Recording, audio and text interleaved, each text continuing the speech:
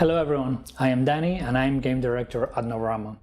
In today's video, I'm going to talk about one of the key aspects of our new game, United 1944, that is the player journey.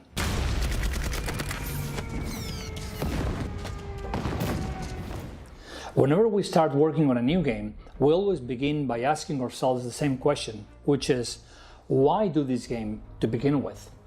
Why do another shooting game when there's a lot of shooters out there, some of them really good? So why do another shooting game?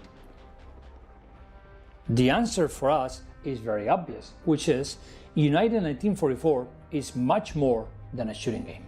United 1944 is a game about brotherhood. It's a game about supplies. It's about selecting what are you going to carry in your backpack for your next mission. It's about heroes healing a fallen teammate. It's about setting up an improvised base and defending it with whatever you can find on the city. It's about advancing at nighttime and trying to plan an ambush on the enemy.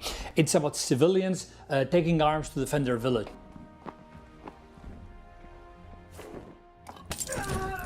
In United, we want to tell stories of ordinary people like you and us who perform extraordinary actions for their country. So, we replaced the classic shooter formula and we began with a very simple yet very uncomfortable question, which is, what would you do if you were in World War II? But we don't mean you acting as a soldier on the Allies or on the Axis. No, we literally mean you. What would you do in World War II? The answer to that question is the player journey, is what you choose to do in times of war. So your journey into World War II begins with you, alone, on a nameless village. Your journey starts empty-handed on the edge of a war-torn city.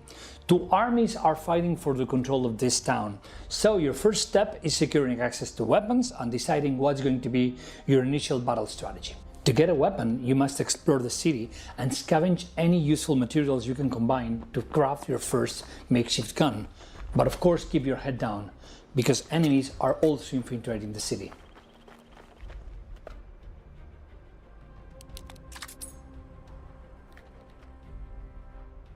In this first phase, inventory management is essential, because you can only carry whatever you can store in your backpack and up to 2 weapons.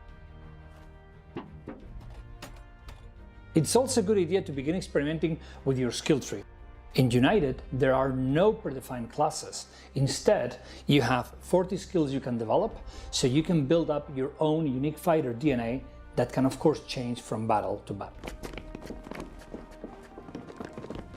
Progressively, this exploration will turn into a conquest phase. Scattered on the map, you will find intel documents hidden inside safe boxes. By retrieving them and delivering them to your HQ, you will then be able to craft the Outpost Kit. The Outpost Kit is something you can drop in specific locations on the map and will allow you to set up an advanced base to slowly conquer all the territory. Outposts will provide you with new spawn points, but unless defended, they won't last long. So make sure you surround them with constructions and buildings to protect them from enemy fire. Make sure you build chests inside your outposts so you can use them for future storage depots. During this conquest phase is when you're also going to begin feeling that we are in this together, helping your teammates and slowly building up your team strategy. Oh, and remember those skills that we spoke about? Keep developing them. As you learn more about your team and the battle ahead of you, you will understand which skills you want to choose to be more useful to your faction. Step by step, the whole map will be conquered by one of the 2 factions and front lines will be drawn. Here is where the consolidation phase will begin. Typically in this phase, players will take one of 3 major roles. Some players will focus on the offensive, pushing the enemy and trying to conquer enemy territory to be in a better position for the final showdown. Other players will stay on the rear guard on the defensive, focusing on protecting and reinforcing your territory. A third group will begin slowly building up the arsenal that's going to be the backbone for a final assault. In this phase, players typically will choose their final skills.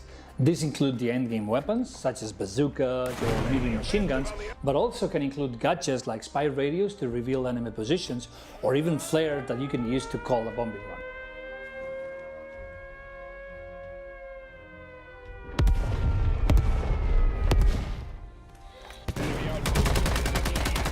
Naturally, the time will come for the final assault.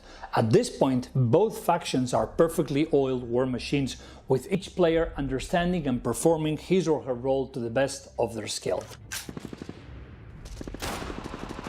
Teamwork is the lifeblood of this stage, with squad leads calling enemy position and defining team strategies. All the arsenal prepared and amassed on previous stages will now be put to good use, until of course only one of the factions remains. Once that settles, we want players to enjoy victory or reflect on the reasons for their defeat. And if we have done our job well as game developers, we would love two words to resonate inside their brain.